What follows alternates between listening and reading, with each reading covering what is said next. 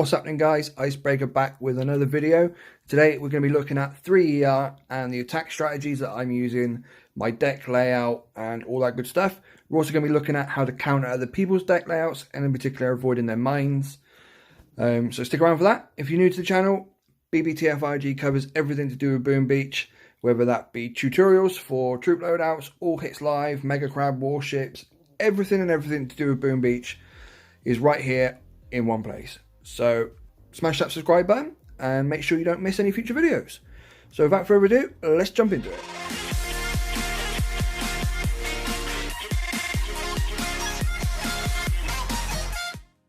Right guys, this is my 3ER layout. As you can see, I've got all the machine guns and my cannons and stuff all leveled right up. I've got max level mines and max level boom mines. Now I've laid all these mines out on the paths that I know the heavies are going to take, so they're going to hit all of these as they come up for this ER, and then as they move over this way they're going to hit all of these ones as well, get into this ER.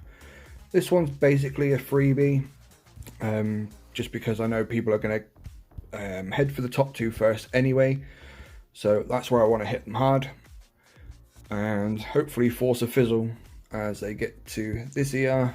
And that way then they get this one and this one will be left standing, is basically the plan. It doesn't always work out, there are ways around it obviously, but yeah, that's my layout. My tech tree then, as you can see, I've got max gunboat and max landing crafts, max cannons, tick 3 mortars, heavies, troop health, mines and that, all that good stuff all maxed. I've got flare at tick 4, I've got brick at tick 3, boom cannons are on tick 4, and I've maxed out my troop damage. My next stop is going to be smoke and then barrage. I could be at barrage now, but I took the extra day or two to get boom mines first and brick. Just sort of playing the longer game rather than the short term bonus of barrage. I'm going to be making use of that as I move to 4ER in a few days time, but not before picking up building damage, because we're going to be needing that one as well. And then once I've got building damage and barrage, I should do the med kits, the rifles, and then the ER itself. Maybe bullet, I'm not sure yet, we'll see what happens in the later stages of the game, but maybe skip him for now. Obviously mechs are at level 1, I'm not using them at all. Let's jump into some attacks, and this is basically the attack strategy that I've been using on 99% of my matches. So what we're doing is we're dropping 4 boats and brick on the right hand side, and we're flaring up to this ER, and then as they just get in there, about now, you want to be dropping your other 4 boats of heavies over this far side,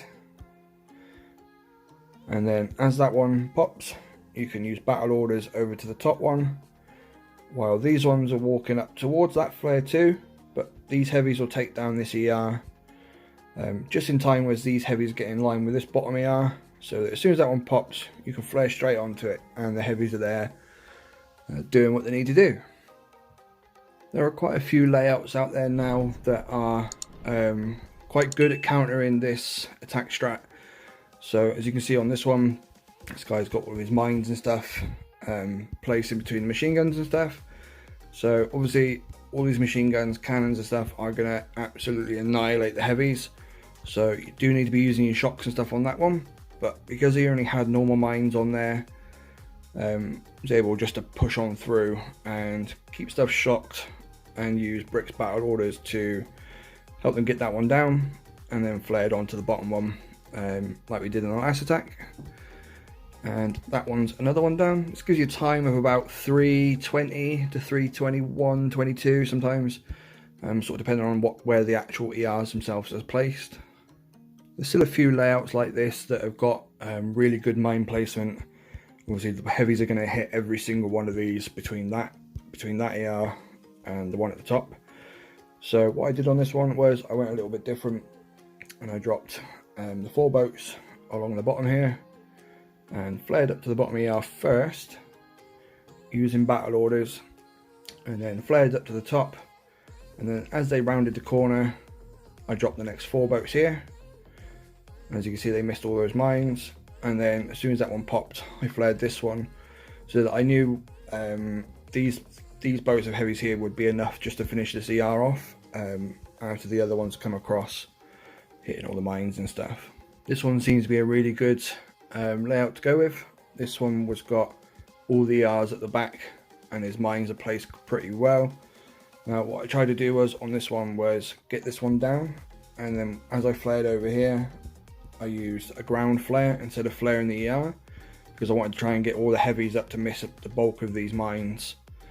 But it didn't quite work out that way. They still hit a majority of them, and I didn't get the last ER down on that one. So that's quite a clever layout, that one. There are ways sort of avoiding the mines. It will cost you time, and doesn't always work out, as you can see. But yeah, always think about where you're going to put your flares, guys, when it comes to avoiding mines. So yeah, that's pretty much it at the moment for 3 ER. Obviously, once you get barrage, we're going to be barting out the furthest ER and using heavy rush on the remaining 2. But until then, I should just keep collecting these chests and plodding along until we get there. And then chances are what we're going to end up doing is doing a split landing, flaring onto this one first and then onto this one, and then barting out the top one to avoid all the mines. But I'll make a video on that when I get there. Probably be tomorrow or the day after. So yeah, stay tuned for that. And as always, guys, happy shipping. Good luck.